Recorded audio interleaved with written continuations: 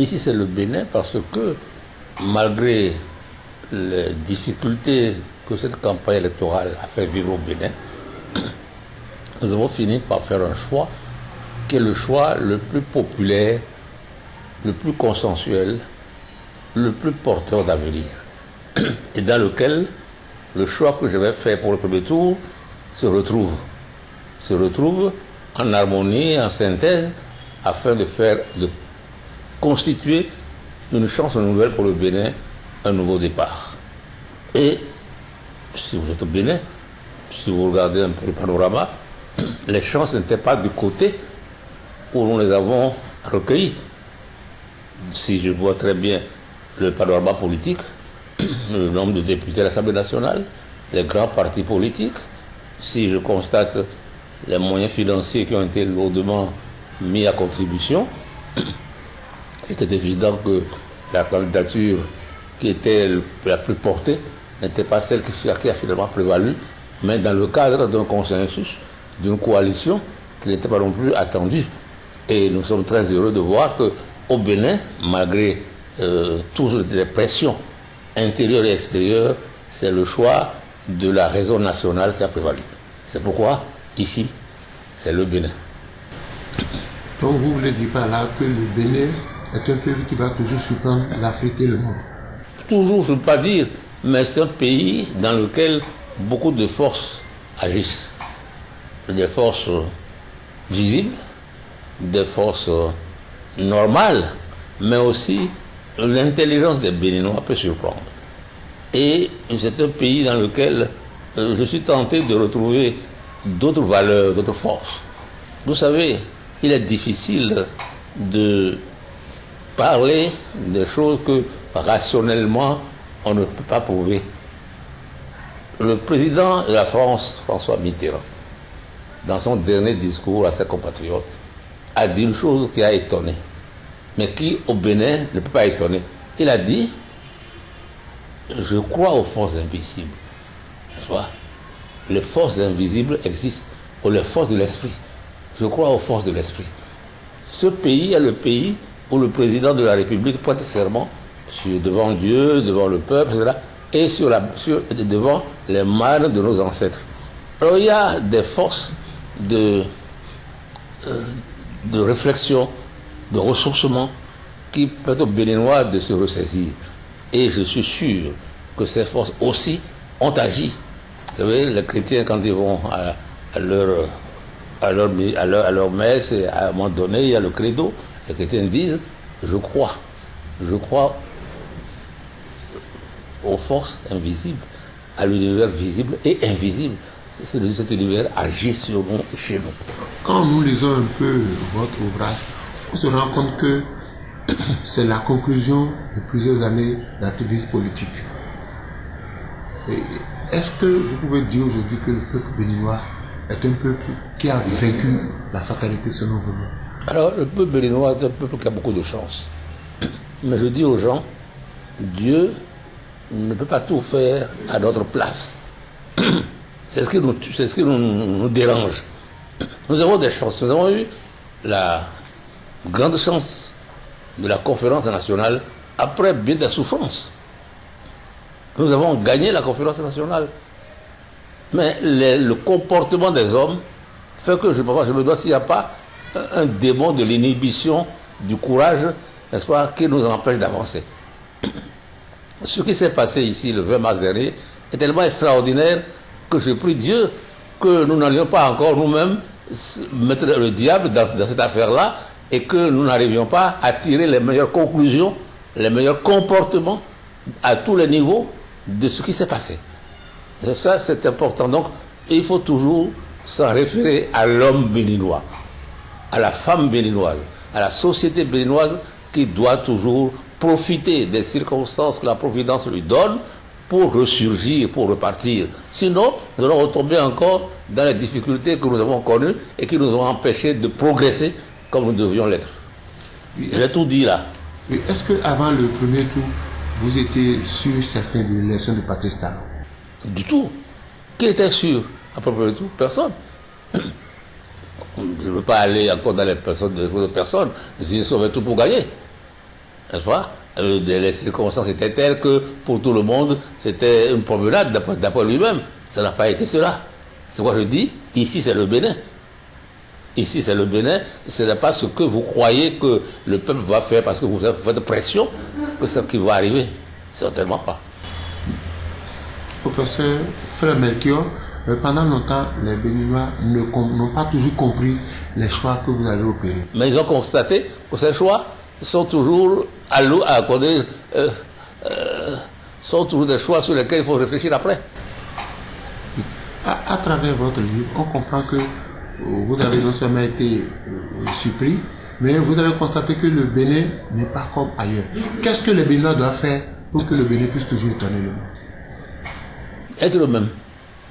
Être le même, un pays d'intelligence. On a dit que le Bénin était, quand il était mort, mais on a dit aussi que c'est un pays méchant. Mais c'est un pays dans lequel l'interrogation permanente, la suspicion sur soi-même et sur l'autre. Je suis goût, hein. On aime bien bavarder ici, on dit, on peut pas faire des choses comme ailleurs, comme ça. On s'interroge. Et il faut que la volonté de l'esprit critique soit toujours à l'œuvre. C'est important. Et que les valeurs de l'esprit nous gardent de nous engager, n'est-ce pas, comme tête baissée dans une direction où on n'est pas sûr que la vérité et le bien-être commun sont à l'œuvre. Tout est bien qui finit bien, avez-vous dit dans votre ouvrage. Et vous faites apparaître la photo du premier gouvernement du président Patrice Talon. Ici, c'est le Bénin. Quelle lecture faites-vous déjà? D'abord, il n'y a pas eu un seul mort.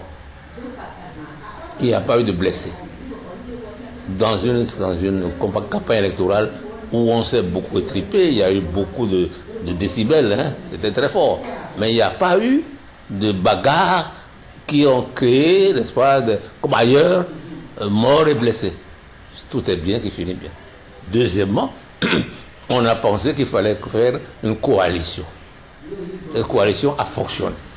Ça a permis d'avoir une victoire qu'on ne peut pas discuter.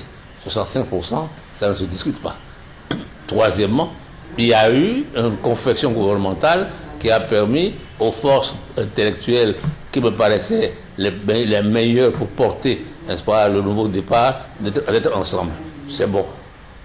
Maintenant, il faut que ce gouvernement ait la possibilité de travailler en tenant compte que c'est un gouvernement issu d'une coalition de la rupture, issu d'une coalition qui veut un autre départ, qui tient compte de tout le monde et que chacun soit dans son rôle, n'est-ce pas, pour conquérir le minimum social commun au bénéfice de tous. Le minimum, vous pensez que c'est possible aujourd'hui que le minimum social commun soit une réalité? C'est une nécessité. On ne le fait pas et on échoue. Voilà. C'est une nécessité, c'est toujours possible. Et c'est toujours possible. D'ailleurs, vous savez que je suis très impliqué dans le dialogue interreligieux pour la paix. Dans ce programme, dans ce projet, qu'est-ce que nous recherchons? Nous recherchons que les religions ensemble travaillent au développement de tous par la mise en commun des forces de tous. Et ça veut dire quoi? Ça veut dire que à la base, au niveau des besoins essentiels, nous soyons mobilisés à répondre à la santé, à l'éducation, au vivre ensemble. C'est ce qui fera la différence. Le pape Paul VI le dit que le développement, c'est le nouveau nom de la paix. Ce petit pays, le Bénin, avec 10 ou 11 millions d'habitants, est capable de donner à tous des chances d'avoir la nourriture pour tous, la santé pour tous. Il faut le vouloir et il faut se mobiliser, s'organiser dans ce sens-là. C'est ça que le gouvernement doit faire. Il le sait, tous les gouvernements. Mais si nous avons des gouvernants qui ont encore des doutes ou des comportements qui ne vont pas dans ce sens-là, il faut leur apprendre que le pays n'est pas ce qu'il croit. Vous avez opté désormais pour une vie de méditation. À 85 ans, 86 ans, bientôt 87 ans, qu'est-ce que je peux faire d'autre que de donner des conseils et de réfléchir moi-même à la vie que j'ai menée, à ce que je dois refaire et à me rapprocher de mon créateur. Et pourquoi le choix de Frère Melchior? Frère Melchior, parce que, vous savez, dans la vie, on a eu des titres. Moi, je n'ai jamais cherché à signer mes lettres avec des titres. Parce que je sors d'une éducation qui me permet de me rendre compte que pour faire des choses, pour faire même de grandes ou petites choses, il ne faut pas être au-dessus des hommes, il faut être avec eux. J'ai eu la chance d'être un jour, d'être pendant quelque temps, le représentant spécial du secrétaire général des Nations Unies en Côte d'Ivoire. J'avais beaucoup de charges, j'avais, même je ne sais pas se dire, guillemets, beaucoup de petits pouvoirs. Mais ce que j'ai aimé en quittant la Côte d'Ivoire, c'est le livre que Venance Conan a écrit en disant Dieu te voit, je s'en va. C'était un frère parmi nous. Ouais, que les Ivoiriens remarquaient que je n'étais pas venu là pour faire le gangansou, pour faire le gant, pour nous gants, pour être un frère qui, avec eux, résout un problème majeur de réconciliation et de développement commun. Ça m'a vraiment renforcé dans la volonté que j'ai toujours eue d'être un frère avec les autres. Et par conséquent, lorsque ma vocation personnelle s'est affirmée, j'ai demandé au Seigneur de me donner la possibilité d'entrer en lien avec un institut religieux qui m'a formé depuis plus de 60 ans. Je suis un produit des missions africaines. Notre fondateur s'appelle Melchior de Brizillac. On ne l'est pas connu ici, mais c'est lui qui a pensé, rêvé de faire du Bénin un pays aujourd'hui de grande éducation, un pays recherché, un pays qui a formé beaucoup de cadres. Et j'ai été dans un séminaire qu'il a fondé, qu'on a fondé en son nom. Et donc je me suis souvenu de tous ceux qui m'ont formé, puisque leur fondateur, puisque leur créateur s'appelait Melchior. Comme je voulais être frère, j'ai dit je suis frère, mais je n'oublie pas ceux qui m'ont formé, je suis frère Melchior.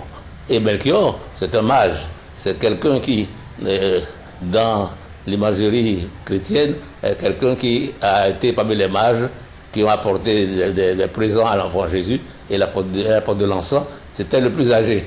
Quand on a 87 ans, on est âgé, on est Melchior.